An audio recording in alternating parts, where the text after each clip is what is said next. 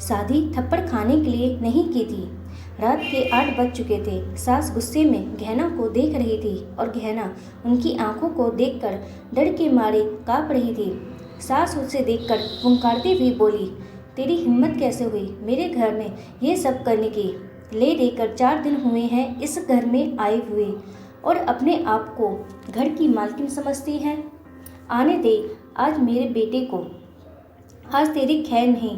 हाथ पैर ना तुड़वा दिए तो मेरा नाम भी जानकी नहीं। आज ना जाने क्या होने वाला था। सास जितनी निर्दयी है अपने बेटे को भी उसी तरह निर्दयी बना रखा था। हर नई नवेली दुल्हन को अपने पति का इंतजार होता है, पर गहना उसे तो अपने पति हरीश का इंतजार बिल्कुल भी नहीं होता, क्योंकि उसे तो उससे डर लगता था।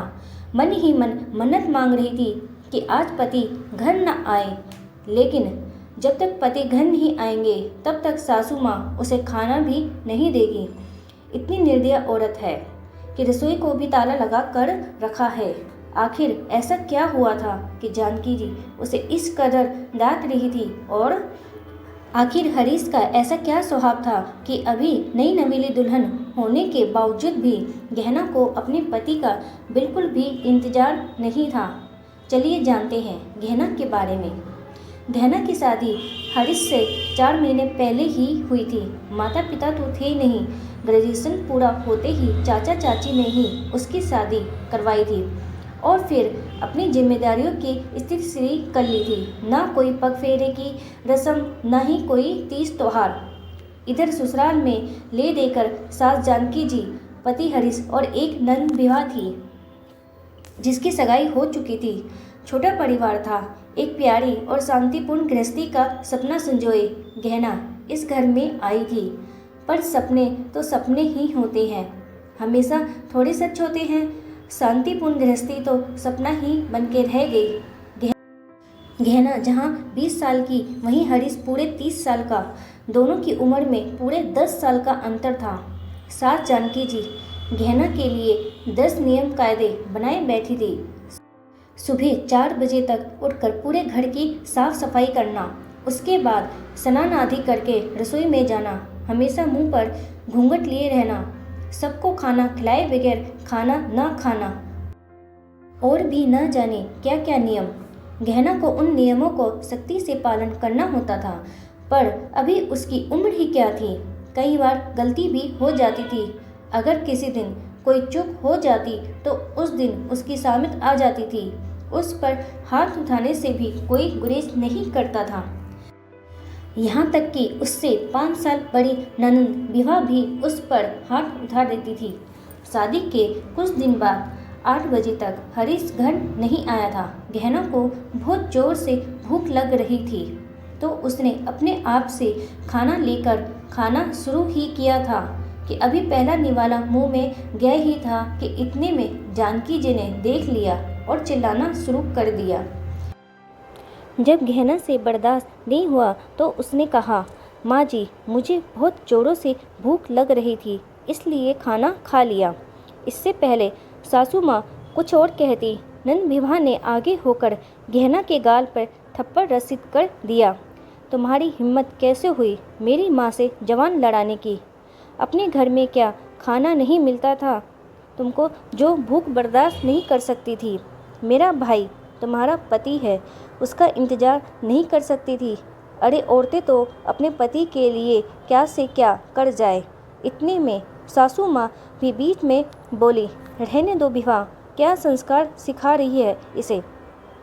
माँ बाप तो है नहीं, और इसके चाचा चाची ने तो ये मिट्टी का डेला हमारे माथे मर दिया। रहने दे तू, मैं ही रसोई का ताला लगा देती हूँ, ना रहेगा बाज ना बजेगी बांसुरी। अपने आप ही एक तरफ चुपचाप बैठ जाएगी। कहते हुए सासू माँ ने वो लगी हुई थाली भी रसोई में ले जाकर रख दी और रसोई को ताला लगा दिया। गहना आंखों में आंसू लिए देखती ही रह गई। 2 घंटे बाद हरीश घर आया। तब जानकी जी और विभा ने खूब नमक मिर्च लगाकर उसके सामने बात को परोसा, और वो माँ का भक्त, वो इतने गुस्से में आ गया कि उसने भी जाकर गहना के गाल पर थप्पड़ लगा दिया। उस दिन उसे खाना तक नहीं मिला।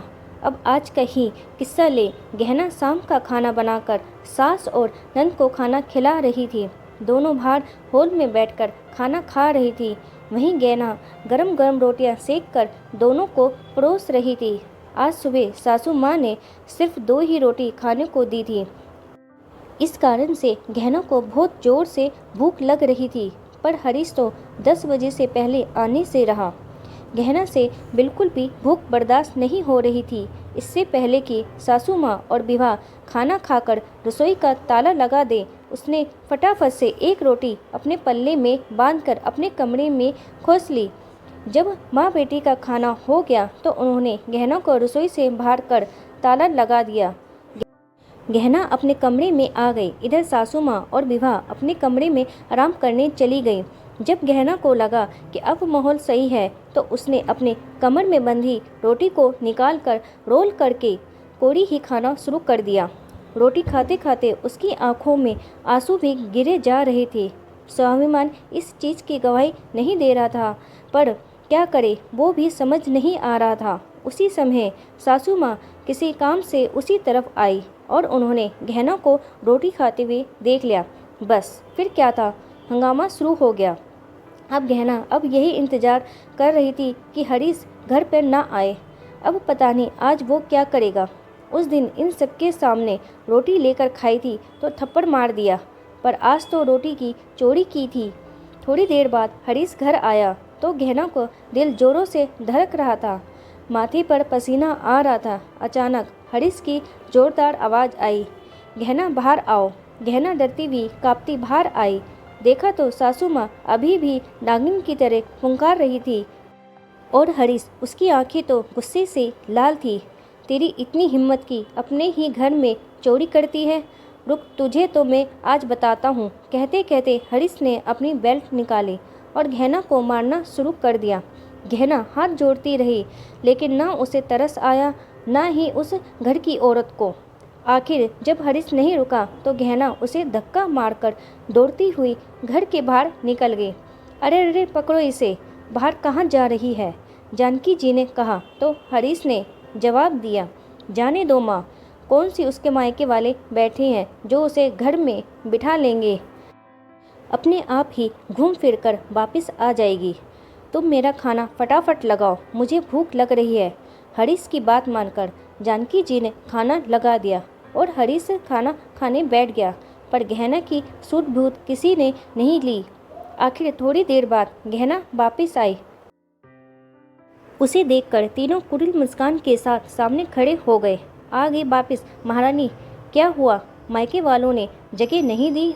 जानकी जी ने ताना कसा। देखकर हरीश ने भी कहा, जब तक मेरे पैरों में नाक नहीं रगड़ेगी तब तक मैं घर में नहीं घुसने दूंगा।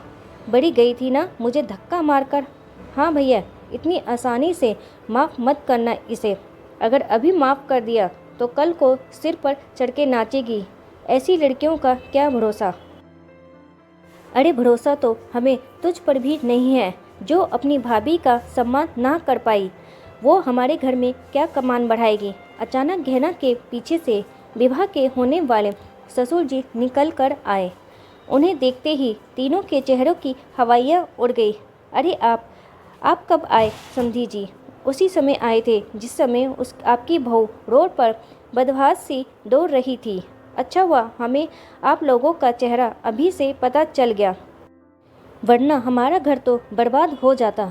अगर ऐसी बहू हमारे घर आ जाती। नहीं नहीं, कुछ गलतफहमी है पापा जी, मैं आपकी समझाती हूँ। आप अंदर तो आइए, विभा ने कहा। तो उसके होने वाले ससुर जी ने कहा, कौन से पापा जी? कैसे पापा जी? माफ़ करो, हम तो तुमसे कोई रिश्ता नहीं जोड़ना चाहते। और जो समझाना है ना, वो जो पुलिस वाले बाहर खड़े हैं उनको समझाओ। अचानक पीछे से पुलिस वाले निकल कर आए। अब तो तीनों में से किसी से कुछ कहते ना बना।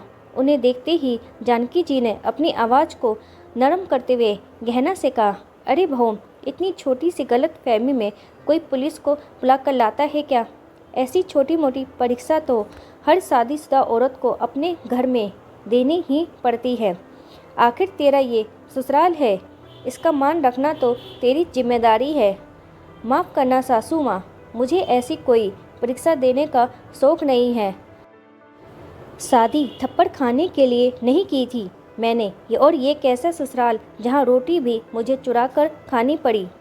आपने मुझे कमज़ोर समझ रखा है क्या? मेरा मायका नहीं है ना सही, पर कमज़ोर मैं फिर भी नहीं हूँ। अब संस्कार अपने बच्चों को जेल में बिठाकर देते रहना। आखिरकार पुलिस वाले तीनों को अरेस्ट कर अपने साथ ले गए। विभा के ससुराल वालों ने रिश्ता करने से मना कर दिया और गहना को एक स्वयंसेवी संस्था ने आगे बढ़ने के मौके दिए, जहां वो संस्था के साथ मिलकर लोगों को घरेलू हिंसा के प्रति जागरूक करती थी। उसने अब एक नई शुरुआत की। दोस्तों, आपकी क्या राय है? कमेंट में बताएं। ऐसी ही कहानियों को देखने के लिए मेरे चैनल को शेयर करें और सब्सक्राइब करें। वीडियो देखने के लिए आपका धन्यवाद।